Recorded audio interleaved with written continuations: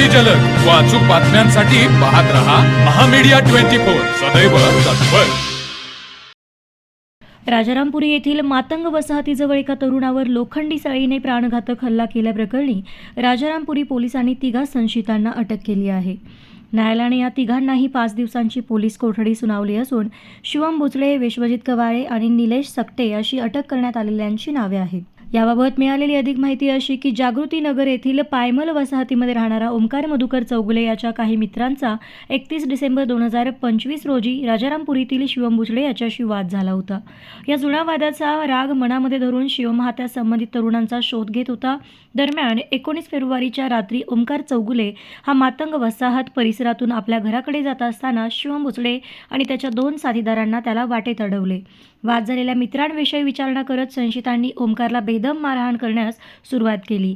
यावेळी लोखंडी सळीने डोक्यावर आणि शरीरावर वर्मी घाव घातल्याने ओमकार गंभीर जखमी झाला। त्याला तातडीने उपचारासाठी रुग्णालयामध्ये दाखल करण्यात आले आहे।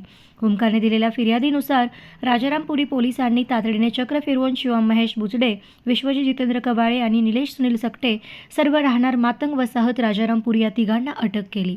पोलिसांनी या 3 आरोपींना न्यायालयामध्ये हजर केले असता न्यायालयाने त्यांना पुढील तपासासाठी 5 दिवसांची पोलीस कोठडी सुनावली आहे।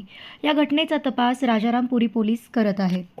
तर मग चला सबस्क्राइब करायला विसरू नका महामीडिया 24 न्यूज चॅनलला। महामीडिया 24 सदैव तत्पर।